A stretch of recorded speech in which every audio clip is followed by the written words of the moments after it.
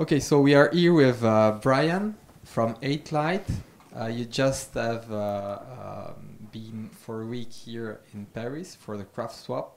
So we are going to ask you a few questions. So first of all, can you just say a few words to introduce yourself? Sure. So my name is Brian Pratt. I've been working at 8th Light for almost 5 years now. This is my first time coming to Paris and also my first time doing a craftsman swap. Okay, great. And can you tell us a little bit more about 8 Light? Sure. So 8th Light is built on this principle of software craftsmanship. It's really intended to be a community of craftsmen. So it's built as a company with apprenticeship as our main hiring model. We also have a very flat company structure, so all of our craftsmen have an equal say as far as our hiring process and staffing and personnel, and also have a significant say in the direction of our company. So, and this CraftSwap program, is it something that you invented? There is something that already existed, or is it 8 Light that made it the first time with another company? That's a good question. I guess I'm not entirely sure who invented it or whose idea it was. I know that we did our first swap back in 2009 with a company called Optiva back in Chicago. They are kind of a sister company of ours. Sort of, their developers were very good friends with our team, and we were working with them on some client projects. And we decided that for a week it would be nice to sort of spy on each other and see what we could learn. So it was really meant to be a learning experience. But I think if we didn't invent it, we have sort of made it part of our process in a way that maybe other companies have not. I think our lawyers were very worried about doing a craftsman swap the first time that we did it. So how many CraftSwap have you done? Is it something that you do really often, or? I think it's something that we do whenever we get the opportunity. I think we've done somewhere around a dozen swaps. We've done them with our design team and with our development team and with several different companies. Some of them international, most of them in the United States. But it is something that whenever we get the opportunity, especially if we have decided that maybe we would like to work with a company in the future, or that we like the way a certain company works and we'd like to share some of our knowledge with them, we just jump at the chance to be able to do it. It's really a great opportunity for us to be able to network and communicate. So, and if you have to think about something that you have learned or you will bring back with you in Chicago, what would you say from this week here in Paris? I think one of the I had so many different experiences that it's hard to pin down just one that I think was the biggest takeaway. I think one of them is that PHP is not as scary and ugly as maybe people have made it out to be. I also worked for the first time using annotation processors in Java, so getting to be working in part of the compilation pipeline was a new experience, and I thought that was very cool.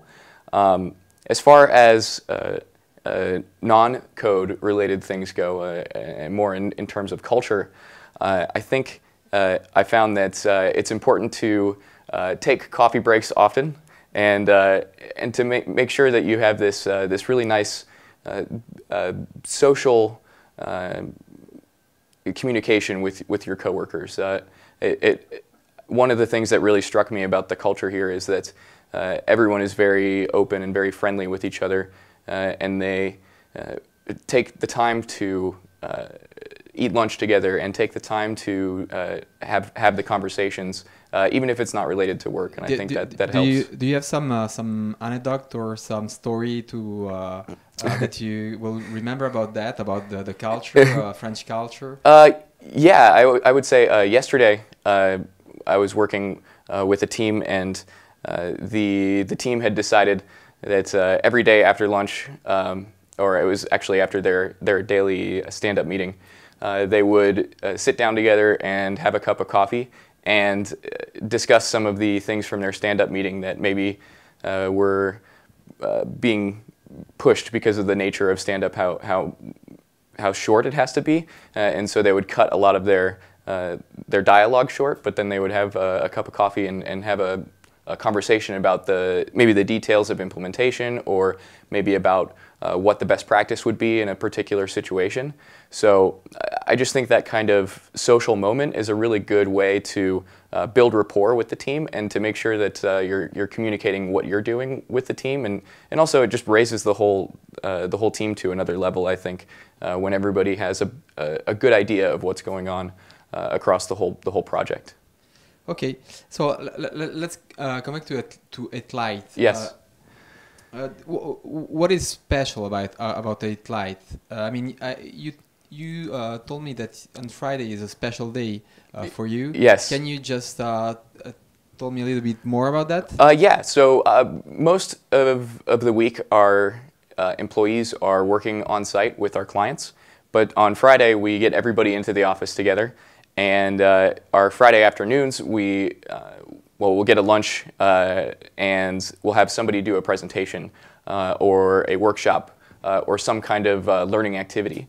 And so that usually happens over lunch on Friday, and in any range of topics that are even remotely relevant, we'll consider we call it Eighth Light University. And I think that's a really great way for us to practice our speaking skills as speakers, and also a really good way for some of our newer employees to get up to speed on some of the technologies that maybe we spend some of our free time investigating and getting used to. After lunch and Eighth Light University is over, we have what's called waza, which is Japanese. It means practice. And so we will spend the rest of our Friday not doing billable work, but working on open source, or writing a blog post, or doing some sort of community engagement, or maybe teaching our apprentices or some of our newer craftsmen something new that they haven't done before. So it's really a day for us to sharpen our skills and really embrace, I think, the passion of development that makes it really exciting for us to continue working in software. Okay, so imagine that you have to give some advice to some young developers that want to be a craftsman. What advice would you give him? Code a lot. I think for me, the moments where I have felt myself improve most as a developer haven't really been on client projects, on build projects. They've been on my side projects. When I can take the time to experiment, take the time to tinker, and then also to be able to critique my own work, and to be able to come back to it with a sort of a sense of evaluating the work that you have done. And I think that that's a really important aspect of becoming a really great software developer, is the ability to criticize your own work and the ability to try new things and evaluate what you like and don't like about those new things. Do you have some books or articles that have inspired you? I would say that the book or the books that have inspired me most are Domain-Driven Design by, I think it's Eric Evans wrote that book. I am a huge domain-driven design fan. I've probably read it 3 times, but I think that's one of those books that the first time I read it, maybe it was a little bit over my head, and every time that I come back to it with more experience, I find that I get more and more value out of reading it. I also think that I've learned a lot from just watching Uncle Bob and Corey Haynes, who's a developer in Chicago that's a good friend of our company and a good friend of a lot of our developers. And then also Gary Bernhardt, who does some screencasts and has spoken at our conference, Software Craftsmanship North America, a few times. Every time I get to see Gary speak and code, I feel like I learned something really new and profound and exciting. So those are the sort of sources of inspiration, I think, for me. So, and do you have also some non-technical book that you that has inspired you, or you have a favorite non-technical book, or? Yeah. So there's a book. Oh shoot! the secrets of consulting, I think, or something of that nature, that I read after my apprenticeship that really helped me to understand my job and the requirements of my job beyond just delivering code. I think that people hire 8th Light because they want us to help their team improve. As they say, a rising tide lifts all boats. So we want to reach out to the developers and really empathize with their situation and to help them without judging them, but to understand where they're coming from, and then to help them to solve their problems and to lean on the experience of the whole company and not just our own individual experience to help them solve their problems. So I think it's Secrets of Consulting is the name of the book, but off the top of my head, I may be wrong.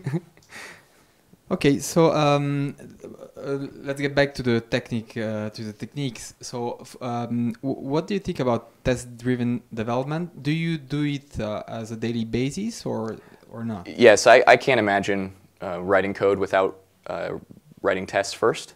I think that for me, it's a way to get really fast feedback from my code. I spend less time testing when I write tests first, when I do test-driven development, which sounds counterintuitive, I think, for a lot of people, that if you spend time writing automated tests, that maybe you're going to spend a lot of time testing, but it pays for itself almost immediately in the development workflow. And that doesn't even say anything about how it helps to prevent bugs from occurring, how it helps to keep us from introducing regressions. But I think more importantly, it's a way to interact with your code, get some feedback from it, and also to help you understand the design that you're putting in place. And I think that for me, working without tests is I wouldn't want to do it. I think it's an essential part of my workflow now, and it's really part of what I think makes me an efficient developer, or a big part of what makes my workflow feel efficient. And do you often do pair programming too, or?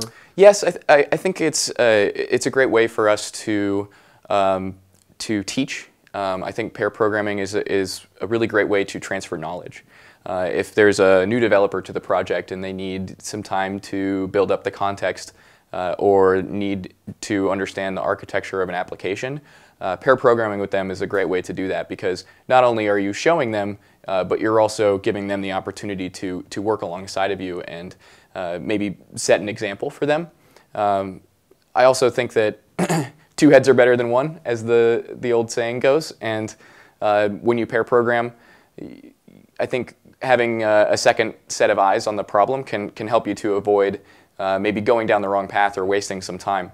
I think that I've found with pair programming, even though I'm putting two people on the same problem, we work so much faster that it really makes up for the fact that you've got two people working on the same machine. So what percentage do you pair programming today? Probably not as much as I used to. I think for us, there's a lot of defining the solution and then some time spent implementing it as well. I think that the real value of pair programming is in the definition stage, and then the implementation stage. Maybe if you wanted to split off, I think that's totally fine. I wouldn't recommend doing 100% pair programming. It can be very fatiguing and requires a lot of focus. But I would say that I probably do it about 40 to 50% of the time. Okay, and you have written a test framework for the Swift programming language. Yes. Can you just told us how long it took you to do that? Was it a side project or was it for a client? It was a side project, yeah, and I think to say that how long it has taken me would be misleading, because I don't think I'm done, and I don't think I ever will be done. I think that for me it was a way to learn the language, and I wanted a problem hard enough that I would get to experience a lot of the different features of the language, and also to understand some of the architectural implications of those features. So what have these features done to change the way that I structure my code? Because that's really what I wanted to learn coming out of it. I've probably spent 200 to 300 hours on it. Many times I will start after dinner working on it, and then I look at the clock and it's 2 in the morning and I have to go to bed. So I think I've spent quite a bit of time on it, but it's always been enjoyable. And are you maintaining it by yourself now, or is there somebody that is helping you, the community, or somebody from 8light? There's a few people from 8light who have helped, especially with trying out new things with it, and there's so many different cases that I couldn't possibly know them all. So having a few people from 8light who have just used it and then told me about their experience and provided me with the feedback has been really nice. I've also gotten some fixes and things submitted from the community and from some of our apprentices even who have used it. They've sent some pull requests and I've gone ahead and merged them in. So. Right now, I would say it's still mostly me, but I'm starting to see that there is a little bit of community involvement, and for me, that's really exciting. This is my first real kind of open source project, and I think it's really exciting to have other people actually working on something that I created is a pretty cool feeling. Okay, so do you have some advice you could give to a French developer that want to move to the US? Yes, I think. You'll find that people in the U.S. are going to probably rush a little bit more. I think there's sort of a sense of real urgency often in the U.S. that I didn't necessarily feel from a lot of the French teams that I was working with. But I don't think that you should buy into that. I think that you should stay true to yourself and to your culture, because I think there's a lot of value in being calm and steady and just going through your day and your routine without. I think there's many United States developers who they want to go so fast that they almost panic, and I think that I never saw that here. So I would say stay true to yourself, and also bring as much cheese as you possibly can to the U.S., because that's a good way to make friends, I think. Yeah, so that's I'm coming for the next question. So can you tell me what smells more, if it's like duplicate code or a long method or the Roquefort cheese? Oh. That's just a joke. I'll go with the cheese. Yeah, I'll go with the cheese. But it's a good smell in that case. Okay, so Brian, thank you very much for answering our questions, and hope to have you back soon in Paris. Yeah, I hope to be back. Thank you for having me.